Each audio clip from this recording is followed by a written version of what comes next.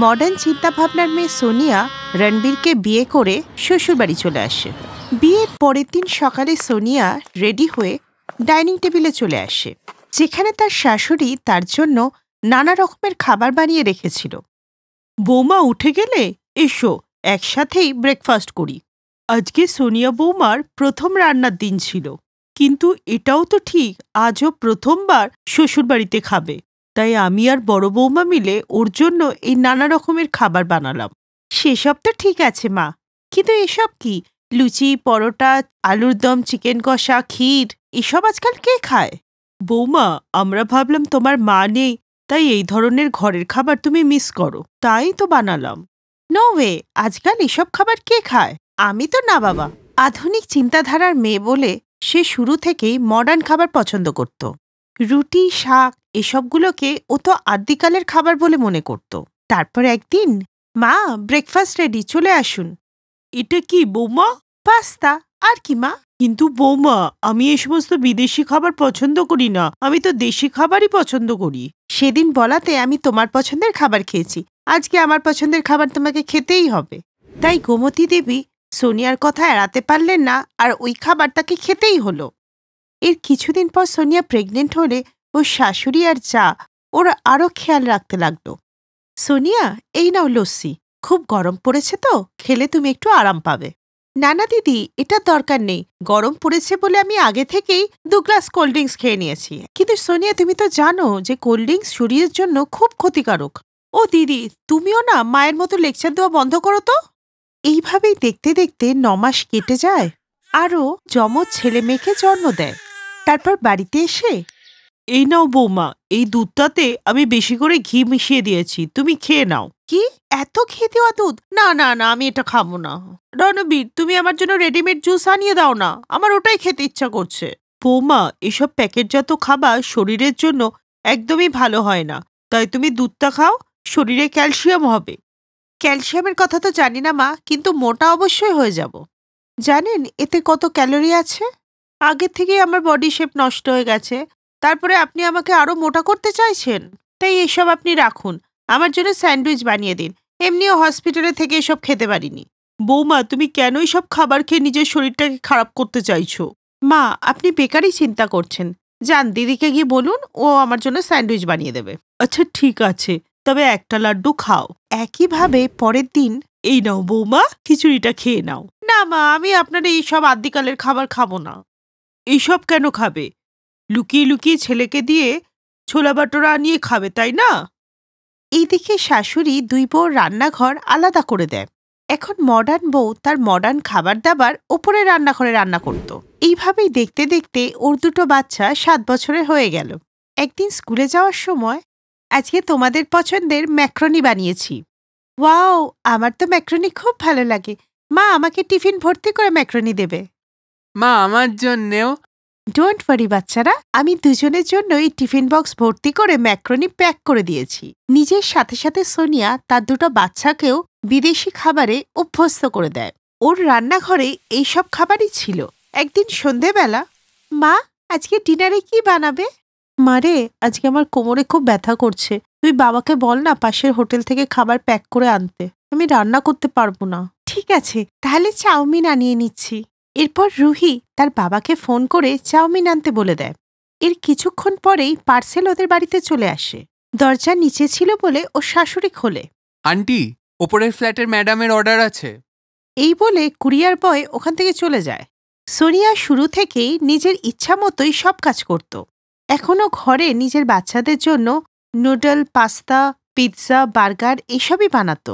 আর গরমে বাচ্চারা mango shake খেতে চাইলে, ম্যাঙ্গো শেক, ওর জন্য আম কাটো, ছাড়াও, জুস করো, তার থেকে এই ফ্রুটি রাখা আছে, খেয়ে নে। তখনই ওর বড় যা ওখানে চলে আসে।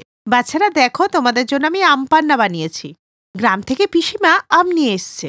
আগেকার দিনের লোকেরা তো এটা খেয়েই গরমে স্বস্তি পেত। কে? পিসিমা এসছেন?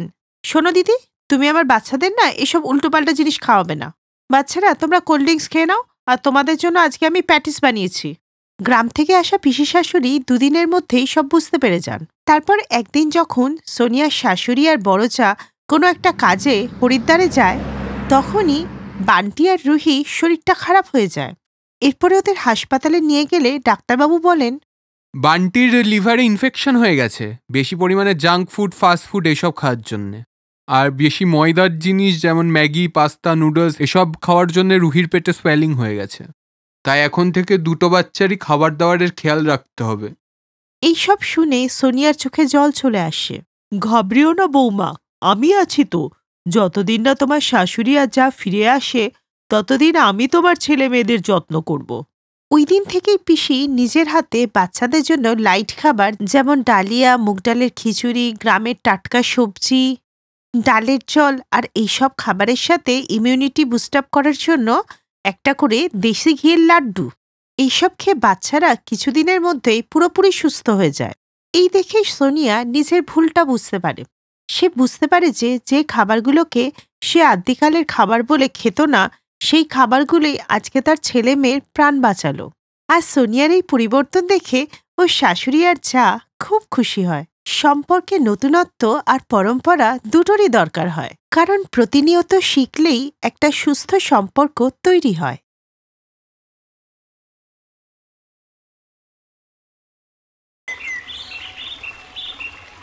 সকালবেলা বরযাত্রীতে ভরা একটা বাস গ্রামে এলো। এক এক করে সব বরযাত্রীরা গাড়ি থেকে নেমে নিজেদের বাড়িতে চলে যায়, কিন্তু গজেন্দ্র তার নতুন বউ, মা বাবা আর বোন বাসেতেই বসে থাকে। আমরা কি বাসেই বসে থাকবো? আমি আমার শ্বশুর বাড়ি দেখব।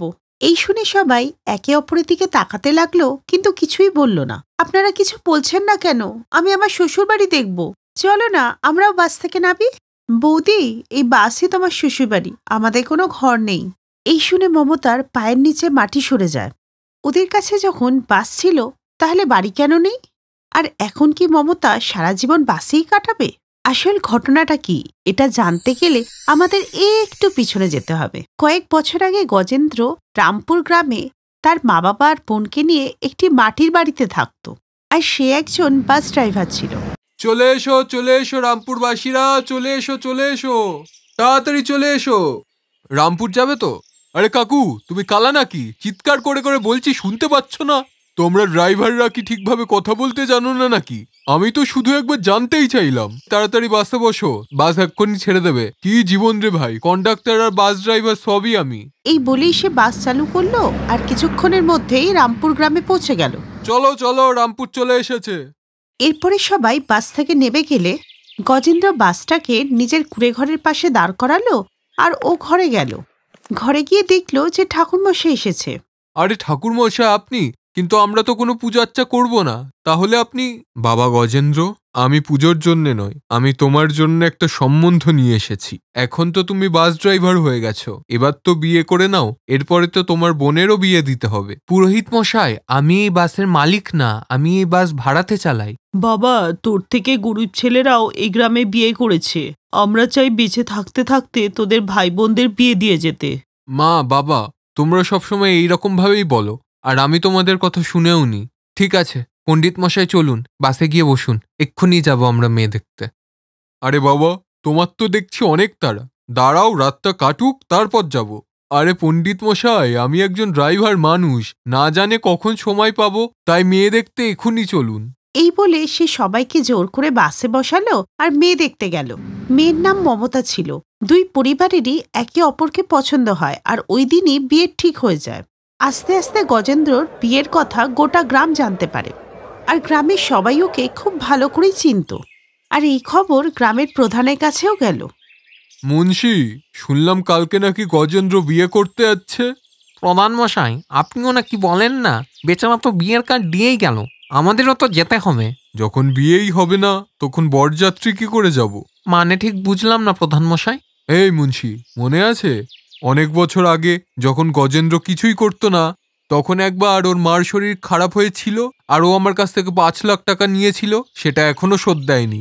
এখন তো বাস ড্রাইভারও হয়ে গেছে, বিয়েও করতে যাচ্ছে, তার মানে অনেক পয়সা নিশ্চয়ই হয়েছে ওর। এই সুযোগ, বিয়ের আগে ওর কাছ থেকে পয়সাটা নিতে হবে, নাহলে তো বিয়ের পরও দিতেই চাইবে না। এই সুযোগ। আর বাবু, এই কাগজে তো এটাও লেখা আছে যে ও সময় মতো ধার শোধ না করতে পারলে ওর বাড়ি ঘর সব আপনার হয়ে যাবে। বলছিলাম, তা আপনি বললে আজকেই নিয়ে নিই, কি বলেন? চল, আজকে বিকেলে আমি তোর সাথে ওর বাড়ি যাব, যদিও টাকা পয়সা শোধ করে দেয় তাহলে তো ভালো, আর না হলে ওর বাড়িঘর সব নিয়ে নেব। সন্ধেবেলা গজেন্দ্র যখন বাস চালিয়ে বাড়িতে এলো তখন গ্রাম প্রধান আর মুন্সি ওদের বাড়িতে এলো। দেখো গজেন্দ্র, এখনো অবধি আমরা তোমাকে কিছু বলিনি, কিন্তু আমাদের এগ্রিমেন্টের আজকে শেষ দিন। হয় তুমি ভালোই ভালোই টাকা দিয়ে দাও, না হলে তোমার বাড়ি জমি সব আমার। প্রধান মশাই, এত টাকা আমি এখন একসাথে দিতে পারবো না। সবে আমি 6 মাস আগে বাস চালানো শুরু করেছি। বিয়ের পর আস্তে আস্তে আপনাকে সব দিয়ে দেবো। কিন্তু এই কাগজে আজ অবধি সময় ছিল তোমার, তাই টাকা পয়সা না থাকলে বাড়ি খালি করো। প্রধান মশাই, আমরা সমস্ত গ্রামবাসীরা এক পরিবারের মতো থাকি, আমাদের এইটুকু তো ভরসা করুন। পরিবার ভাবি বলেই তো এতদিন আপনাদের কিছু বলিনি। আর আইন কানুন বলেও তো একটা জিনিস আছে নাকি? হয় পয়সা শোধ করে দাও, না হলে আজ রাতের মধ্যেই আমরা ঘর খালি করিয়ে নেব। মুনিম, কি বলো, আরো 2 ঘন্টার সময় দিয়ে দিই? চলো। এই বলে গ্রাম প্রধান আর মুন্সি ওখান থেকে চলে যায়, আর গজেন্দ্রের পরিবার চিন্তায় পড়ে যায়। দাদা, কাল যে তোর বিয়ে, আজকে যদি বাড়িটা হাতছাড়া হয়ে যায় তোর বিয়েটাও তো ভেঙে যাবে। আর হলো ঠিক এটাই। 2 ঘন্টা পর প্রধানের সব লোকজন এলো আর ওদের সমস্ত জিনিসপত্র ঘর থেকে ছুঁড়ে ফেলে দিল। এরপর গোটা পরিবার সমস্ত জিনিসপত্র নিয়ে বাসে এলো আর গ্রাম থেকে চলে গেল, কারণ এছাড়া ওদের কাছে আর কোনো রাস্তা ছিল না। এরপর গজেন্দ্র বাসে করেই বরযাত্রী নিয়ে বিয়েতে গেল আর বিয়ে করে ফিরে এলো। ও এই ব্যাপার, চিন্তা নেই, এখন আমিও তোমাদের পরিবারের অংশ, সুখেও দুঃখেও। এরপর ওরা বাসেই থেকে গেল। পরের দিন, এই বাসটা তো আমার না, আর উপার্জনের জন্য আমাকে বাস চালাতে যেতেই হবে, না হলে যে মালিক বাসটাই কেড়ে নেবে। তুমি বাস নিয়ে যাও, আমরা সবাই জঙ্গলেই থাকবো। বৌমা, তুমি তো বুদ্ধিমতী মেয়ে। তোমার জায়গায় অন্য কোনো মেয়ে হলে এক্ষুনি বাপের বাড়ি পালিয়ে যেত। সত্যি বৌদি, তুমি খুবই ভালো। ওই দিন থেকেই গজেন্দ্র দিনে বাস চালাতো আর রাত্রিবেলায় ওই বাসটাকে জঙ্গলে নিয়ে আসতো। অনেকদিন পর্যন্ত এইভাবেই চলতে লাগলো। তারপরে একদিন বাসের মালিক বলল, গজেন্দ্র, এখন আমি বাস পার্কিং এর জন্য প্লটটা কিনে নিয়েছি, তাই এখন থেকে বাস চালানোর পর রাত্রে তুমি এখানেই বাসটা পার্কিং করে দিও। এই শুনে গজেন্দ্র খুব চিন্তায় পড়ল, কারণ বাসটাই তো এখন ওর ঘর ছিল। তাই গজেন্দ্র সব কথা তার মালিককে বলে। মালিক, আমার সদ্য বিয়ে করা বউ বনে জঙ্গলে ঘুরে বেড়াচ্ছে, হয়তো আমি বাস না নিয়ে গেলে রাত্রে ওরা থাকবে কোথায়? গজেন্দ্র, তোমার সাথে এত বড় একটা ঘটনা হয়ে গেল, বিয়ের রাতেই ওই প্রধান তোমার বাড়ি ঘর সব নিয়ে নিল, আর তুমি আমাকে জানাওনি। তুমি আমার পরিবারের মতো। তুমি আসার পর আমি 2টো বাস থেকে 4টে বাস করে ফেলেছি। আমি তোমাকে টাকা দিচ্ছি, তুমি নিয়ে গিয়ে ওই টাকা ওই প্রধানের মুখে মারো আর নিজের বাড়িঘর নিয়ে নাও।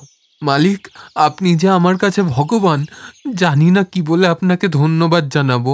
এতে ধন্যবাদ জানানোর কিছু নেই, এই পয়সা তুমি আমাকে ফেরত দেবে ধীরে ধীরে। যাও, এখন গিয়ে নতুন বউকে তার শ্বশুর বাড়িতে নিয়ে এসো, আর খুব তাড়াতাড়ি টাকা জমিয়ে নিজের বাড়িটাও ঠিক করে তোলো, আর তারপর তুমিও একটা বাস কিনে ফেলো। আমি চাই না যে আমার প্রত্যেক ড্রাইভার সবসময় ড্রাইভারই থাকুক। ওই রাতেই গজেন্দ্র প্রধানকে টাকা দিয়ে বাড়িটা ছাড়িয়ে নিল, আর গজেন্দ্র তার পরিবারকে নিয়ে আবার নিজের বাড়িতে হাসি খুশিভাবে থাক। Best buddies. হ্যালো ফ্রেন্ডস, এই ভিডিওটা দেখার জন্য ধন্যবাদ।